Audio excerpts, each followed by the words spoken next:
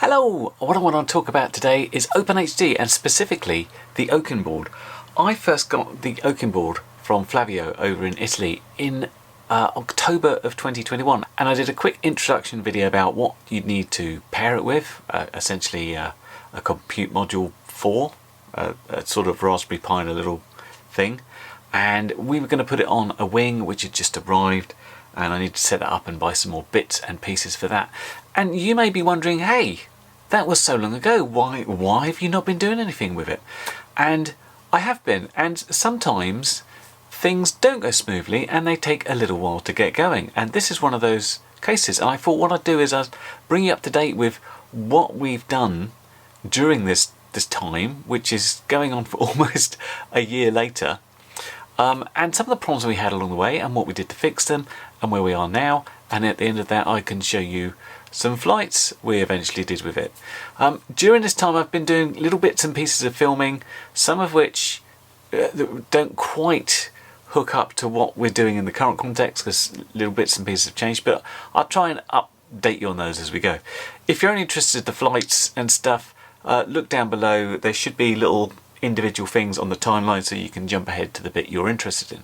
So nothing too much happened till the start of this year, and one of the first things I was doing was playing with the initial setup I had of Open.HD. This was using a Pi Zero on a quad, and I had the 7-inch quad.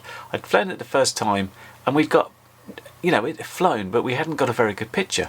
And what I got was some advice, mostly from Mario, thanks to him, and he talked about doing some setup changes with the TX-RX power, and specifically the frequency. We'd swapped the frequency from a sort of auto frequency down to 5320, and that's way outside the regular 5.8 frequency.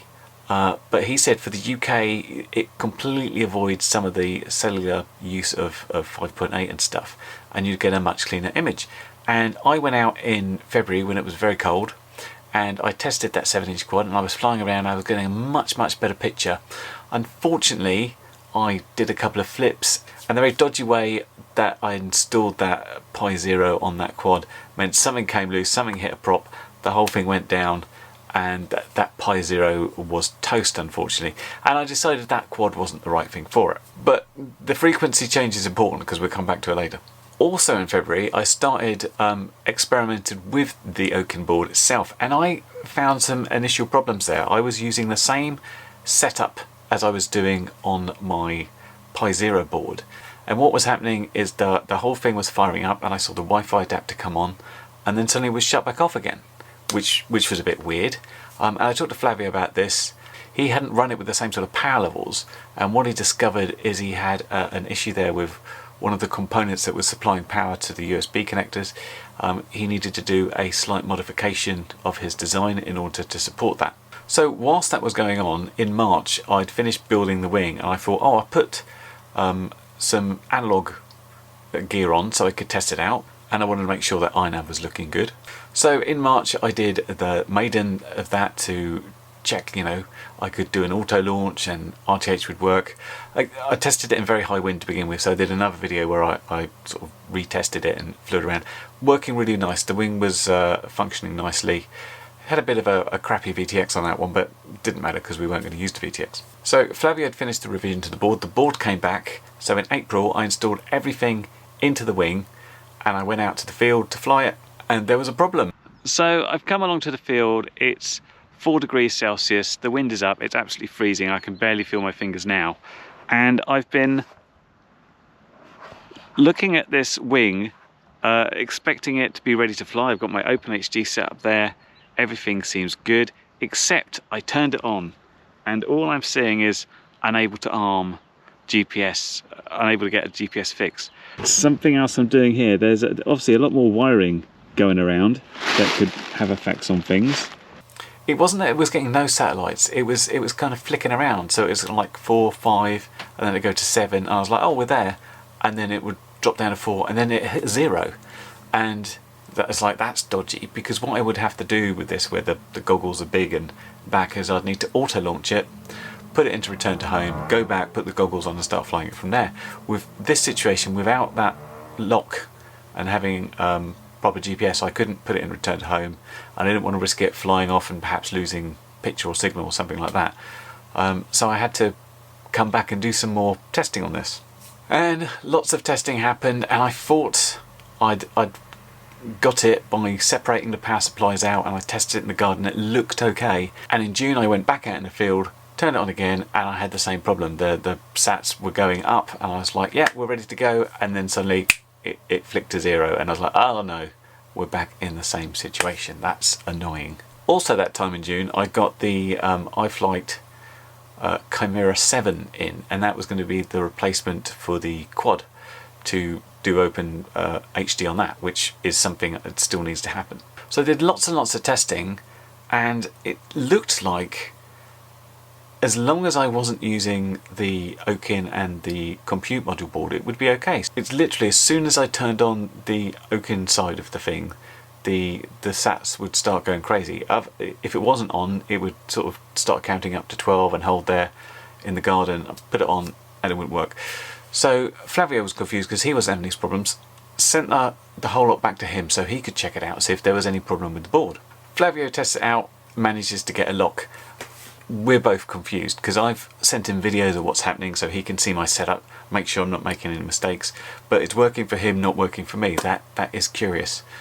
But I thought, you know what, if I rip everything back out the plane, have it on the desk, and then I can do any changes, as long as it's working for you, brilliant, I can then test it out here. During the time though, Flavio manages to break the compute module. It's got this thing called the mezzanine connector, which is very delicate, and because of that he'd actually invented a new method of taking it apart, which I'll show you later. So what he sent back was a slightly different CM module and the same board that I had before. So this brings us up to August, which is only like a month ago, and I start doing the tests on the desk and everything looks good. I'm starting to get sats, but I want to know what it is that was stopping me. So I do a lot of messing around, trying different things, trying to make something fail. And the only thing I managed to get the sats to drop out for is I've put the camera right next to the GPS. Now the camera isn't anywhere near the GPS on the wing, but that is something that caused the GPS to lose a signal.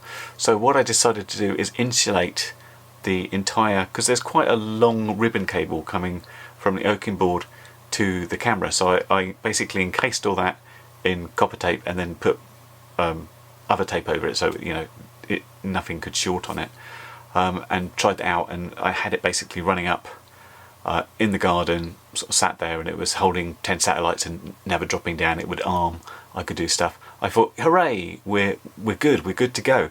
However, then what I found out is I'd start the airside connection in the wing, I'd look at it in my ground station. I've got a little TV on the floor that I'm just using as a sort of general check for things, and the ground station would suddenly lose the picture of the air unit. Essentially the light stayed on and everything, it looked like it was working from the air point of view, but we're not getting anything on the ground station. I was like, well, this is really weird, what's going on here? Again, I had a conversation with Flavio, and this time he was managing to replicate it with my settings, which he thought was really odd as well. Eventually he found out that it was caused by the frequency. If you remember, we changed that frequency to 5320 to get a much better picture, but by keeping it on that frequency it seemed to be knocking the ground station out, and it was the ground station rather than the air side. So if you reboot the ground station, it would come back up and the picture from the air side would come back up, and then it would fall over again. But he changed his one to 5745, and he was able to run it for like an hour, 2 hours without a problem.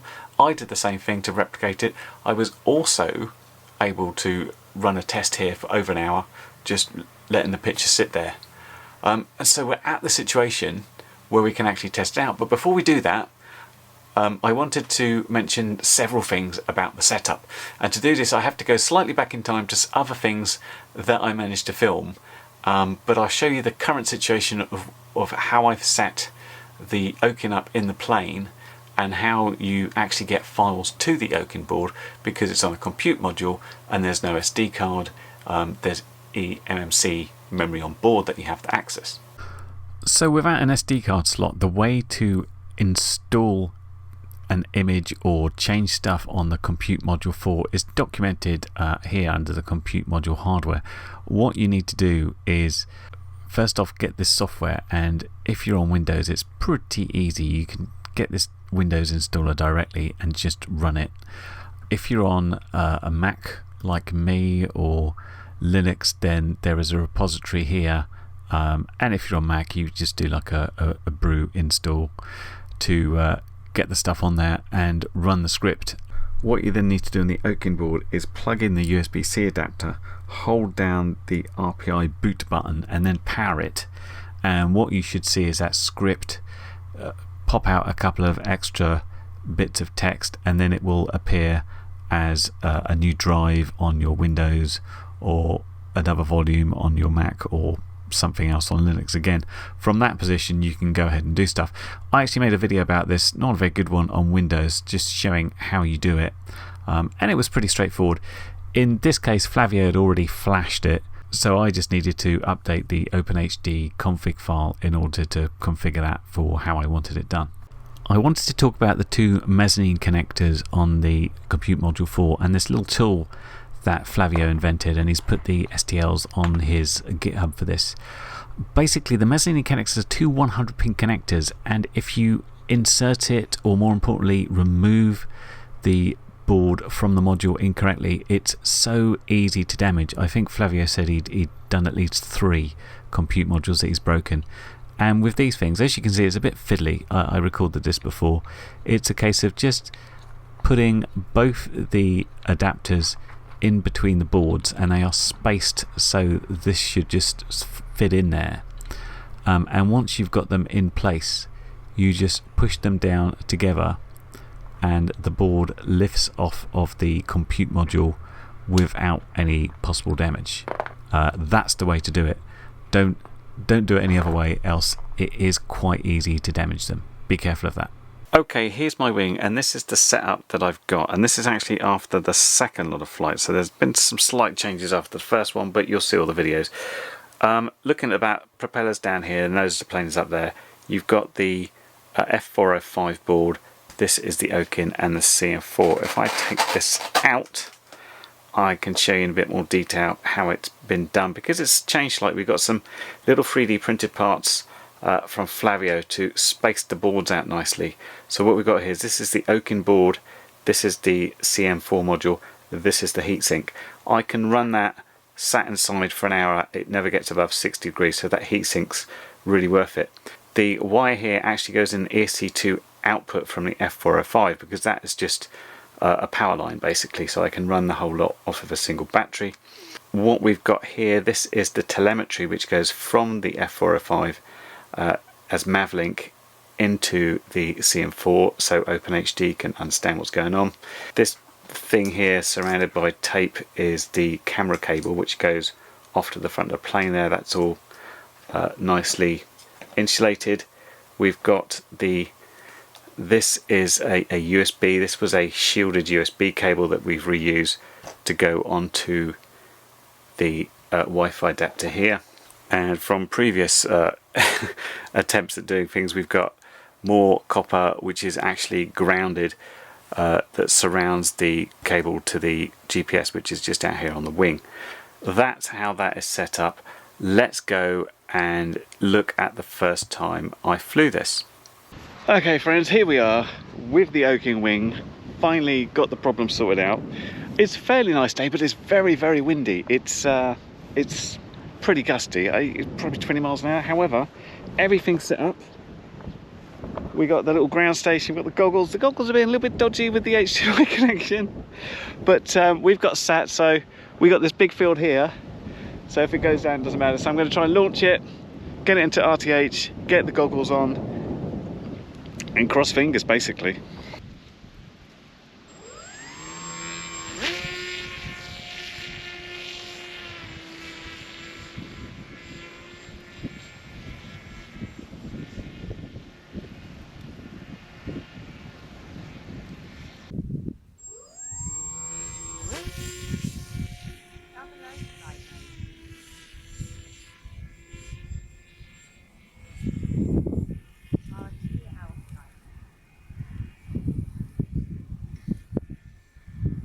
A little bit worried I can't see it from here.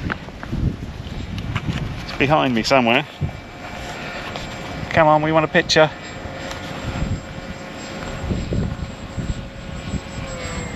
Okay, got a picture. And taking it out, return her home.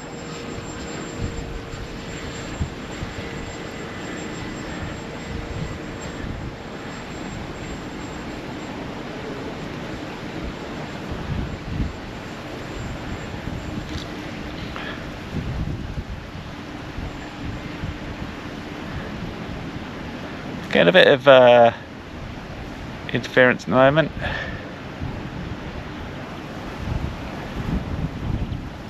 Which means I might have to swap that USB cable. Yep, don't like that.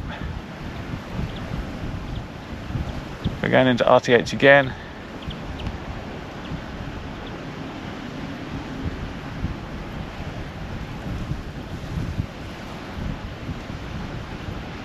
Uh-oh. We're going to gain some height.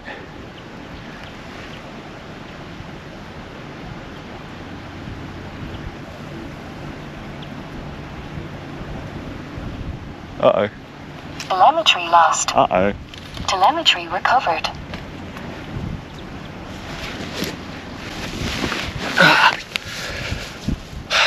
I think it went down in the field, basically.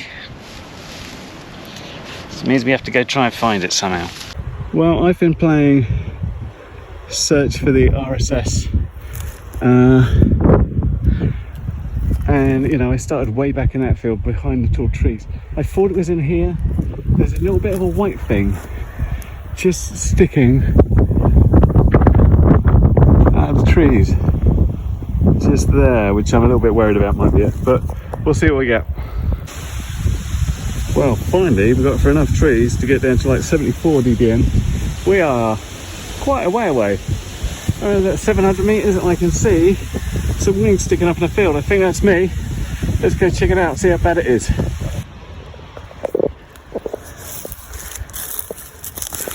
Well, I've got to say, in terms of crashes, I've had better landings than this. It looks like it's just gone down. Now, I don't think that would have gone out before it landed, else that could have certainly attributed to stuff, but I'm really lucky that this has been harvested. If this has been a couple of weeks ago, no chance of finding this, and the farmer would have probably shot me. So let's pick this guy up and unplug the battery, walk back. Everything seems to be okay. It still works that way. So let's get this battery unplugged and carry it on back and see if we want to do something else with it. So here's the deal. I launched it again, I took it round line of sight and landed it, and originally I thought, you know what, that's too downwindy, and I thought I'd check it because I can see it quite happily. You can see it there, it's doing okay, it's struggling a bit, but the picture I'm getting in the goggles and on the screen there is just not good. Not a fault of the Ochin board, this is more about my wiring and the way the Wi-Fi adapter is set up.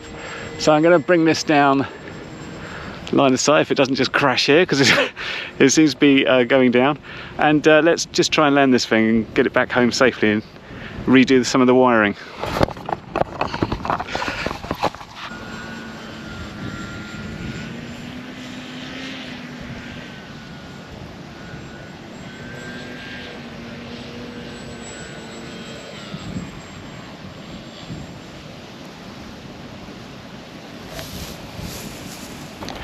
Not the best landing ever, but it's also fortunately not the worst, and this time I didn't have to walk 40 minutes searching for a field trying to get it. Good news is it counted for my workout today with something like 49 minutes there and back with an average pulse rate of 156. Exercise. Anyway, here's this guy. Nicely landed, but we need something that's going to make that video better. It's still too choppy. Now we're in the right band now where I could use a circular polarized antenna, but it's possibly the length of USB cable I'm using, which, although I've shielded, is longer. So try getting that sorted out and try getting this slightly less of a windy day where it's not going to be hard before we get going. Anyway, we go back and we try again. Now, I think you'll agree, while that was the very worst picture you could possibly imagine, it was the best crash I've ever had as well. It just landed. I'd have loved to have seen what had happened. I don't quite know why it couldn't gain any altitude, because it was going heavily into wind at that time. I didn't know if it was quite close to those other trees and the wind was blowing over there and creating this kind of vortexy thing where it sort of drags itself down.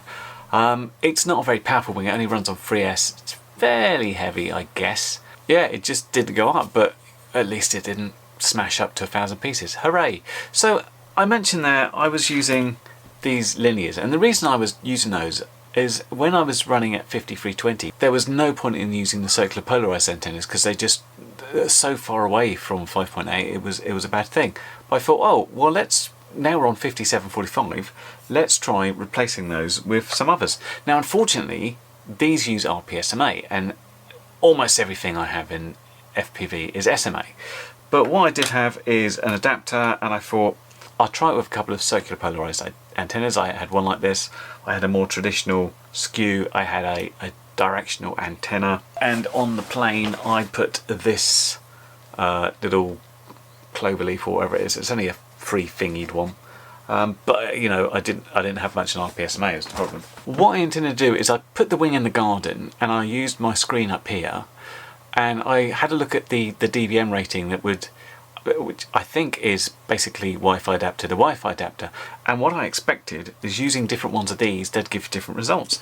What was interesting about it is they all seem to give about the same dB rating in terms of RSSI, but when I used the patch it seemed to have a much better picture.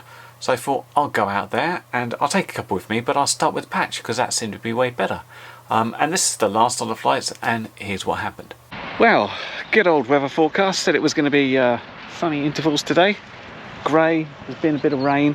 Hopefully we're going to get okay. This field, still got the cows.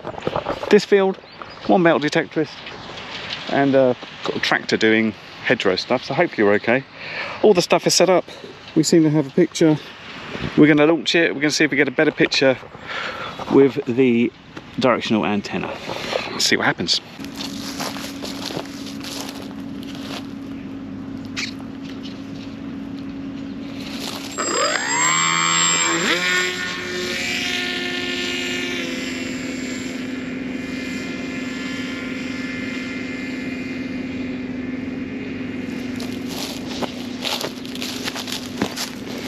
Seems to be RTHing okay at the moment. Let's see if I can keep a picture on this. Try flying this guy.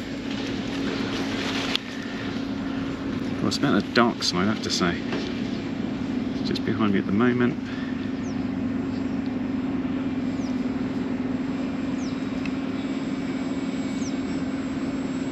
Okay, so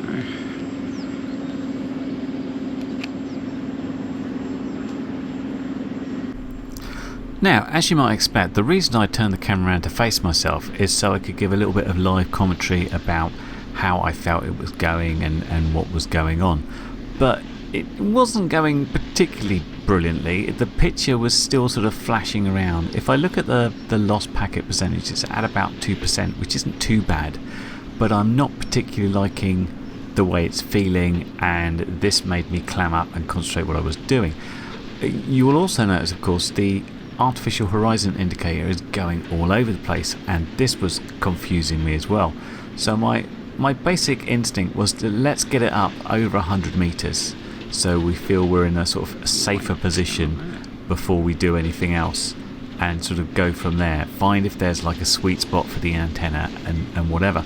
What else happened at that point is suddenly the noise of the tractor started getting louder and louder, and we seemed to have a sort of tractor problem.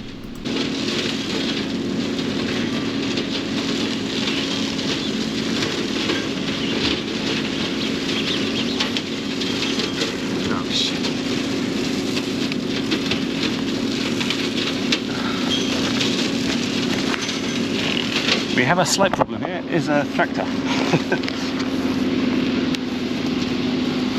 you coming out this way? I don't know. Okay. It looks like the tractor's now not coming this way. He's turned round. Fortunately, I'm in RTH somewhere. So we're doing okay.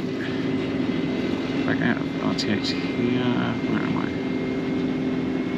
Just behind myself. Sitting back down, and it looked like the pitch had gone slightly worse. Somehow RTH had managed to gain height instead of descending to 50 metres.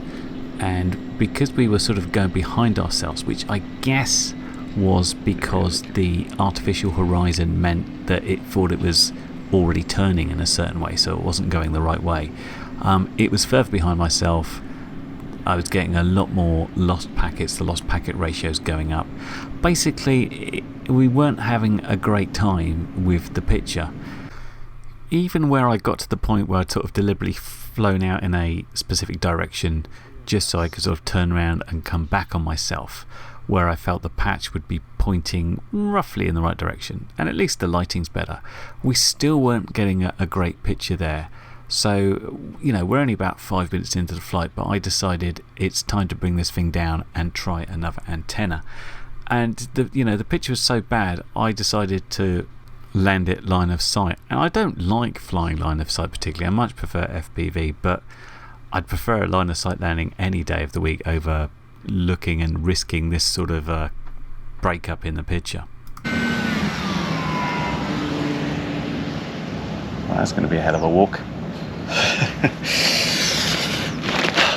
Okay, so another chance is running on a general Omni. See if that's any better. Let's give that a quick try. This might need to come down quicker though, depending how it goes.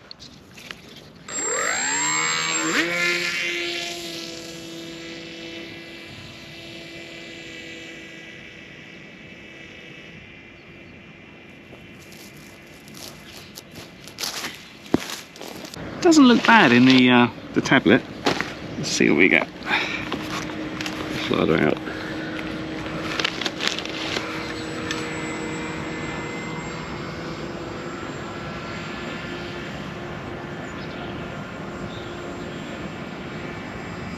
It's not too bad at all, actually. Seems better than the direction as it goes funny coming around this bit.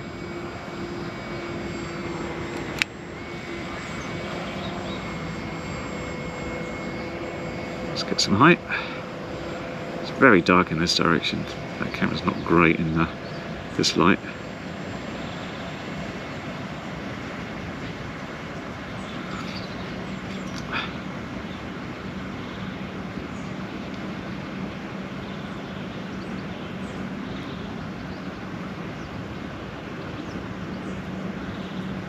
I don't know what's out of flight control. It's either the telemetry is coming back all skewed, or the OSD here is just like, what? We're certainly not at that angle, I would hope not anyway. Much nicer from this direction, we got the light going better. Come on, break up, sort yourself out.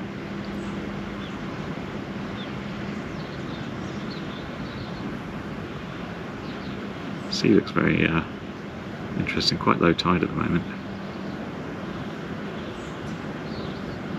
Start breaking up more here.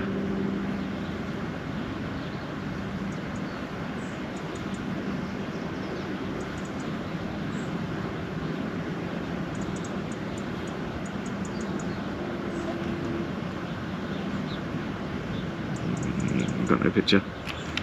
RTH here.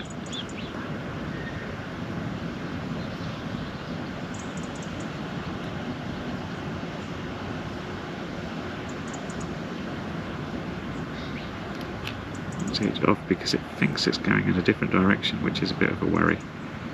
It should be over here.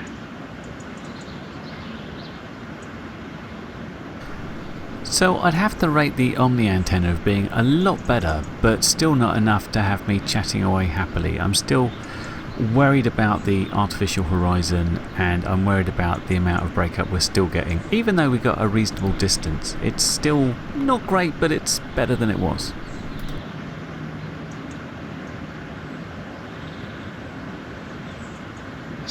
As it goes slower, that artificial horizon seems to behave itself a little bit more, which is something.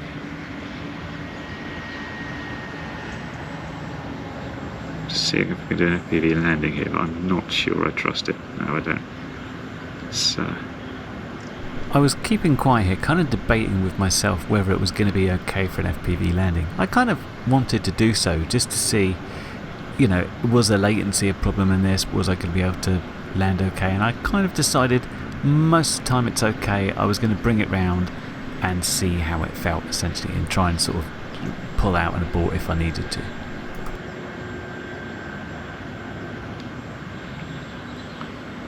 I wonder if the AI artificial horizon is the problem with. Let's try landing. What the hell? Ooh. That wasn't bad. Miles away, there we go.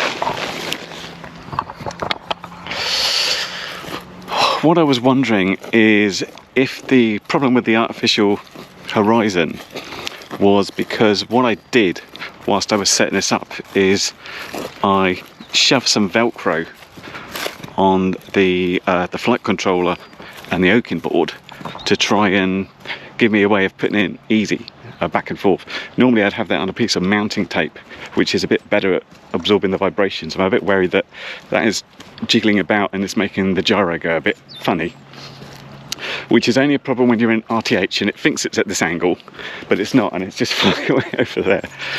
But yeah, that's going to have to do for today. We got better with the Omni, but still not what I call great. So we really need to work on the video some more, and perhaps it's about the frequency we're using, but I'll be working on that. Meantime, Ochin board, hooray! It's working nicely. The whole plane is actually working pretty well, finally. It's just a case of getting this video dialed in so it's better. But we can work on that.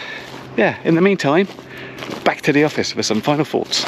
So it's taken a little while to get there, but we got a couple of flights in. We flew the Ochin board, we flew the wing, and you might be thinking, why are you so excited? The pitch you're getting is not very good.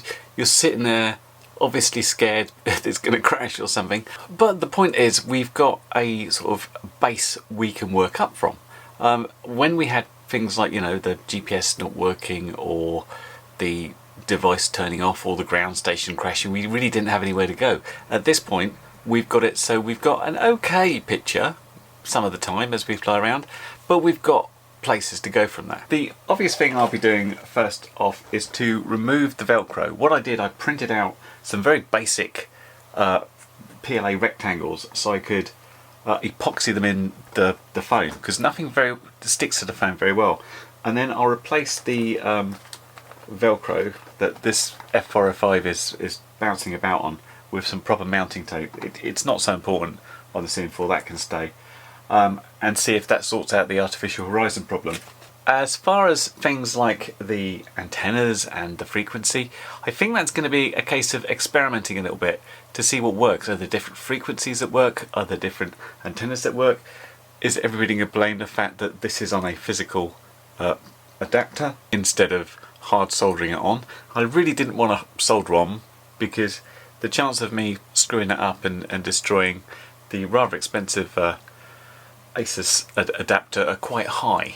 But we'll see what happens. The main thing is it's flying, hooray, and I can continue messing about with it, and at the same time I'm going to be working on the quad as well and transferring that over to Open.HD.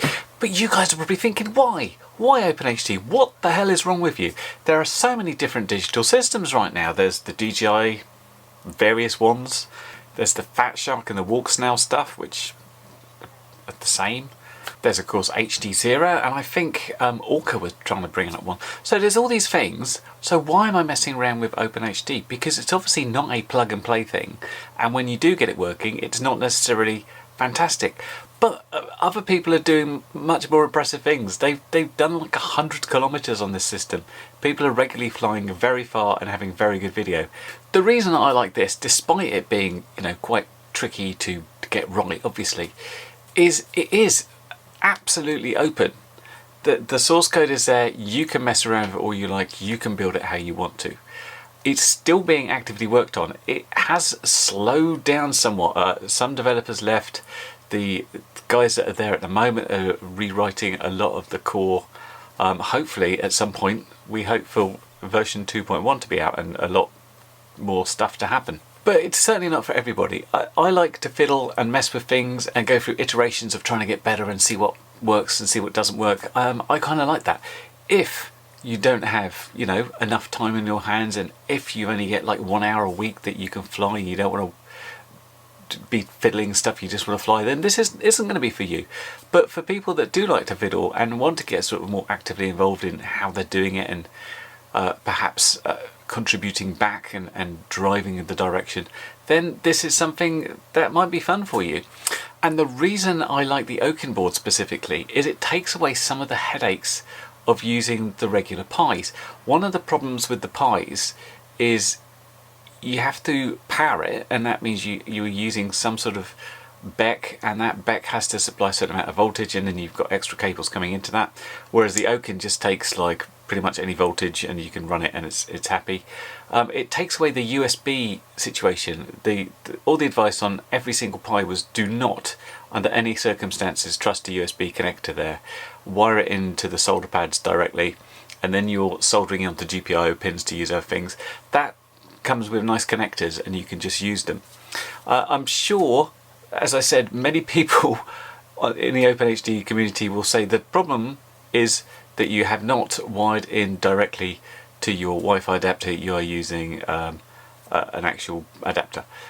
Maybe that's it, and if enough people tell me, you know, they can demonstrate that this is the problem, if you take it away it's fine, then that's something I'll work on. But I'll be working on that. We'll be messing with frequencies, we'll be messing with all sorts of stuff, and I'll be seeing what I can do in the future with that wing. So stay tuned for that. In the meantime, one nice thing that's come about it in this last 11 months or so is that at the beginning, Flavio was sort of looking to do sort of a group buy. So if he got enough people interested, he could order a certain amount of kits. This is now being manufactured by Seed, who do some stuff I look at. I'm looking at this sensor prototype kit from them at the moment. They do a lot of electronics, and you can now buy this directly. If you want to build it yourself, it is open source hardware, and you can find all the schematics on Flavio's GitHub page, which I shall also link down below, along with some of the STL files for 3D printing the things to separate the compute module and the Ochin board, and a bunch of other stuff. And there's some good documentation there about wiring and how to make your USB cables and all sorts like this. So links down below, check them out. And thanks very much to Flavio for sticking with me and helping me out so much. And thanks to all my patrons who really do help make this sort of stuff possible, but I have to go out and sort of buy expensive cameras and Wi-Fi adapters. And if you want to take part and be a patron, you can of course do so. There's more links down below. Anyway, this video has been long enough, so I will leave for now. I hope that's been helpful. Look for more from Open.HD from me soon, hopefully, and I'll catch you next one. Bye for now. Well, you've made it to the end of the video, so thanks once again for watching. If you like what you saw, then please consider subscribing, and if you really like what you saw, then be sure to check out the link to my blog for a variety of ways in which you can help support this channel.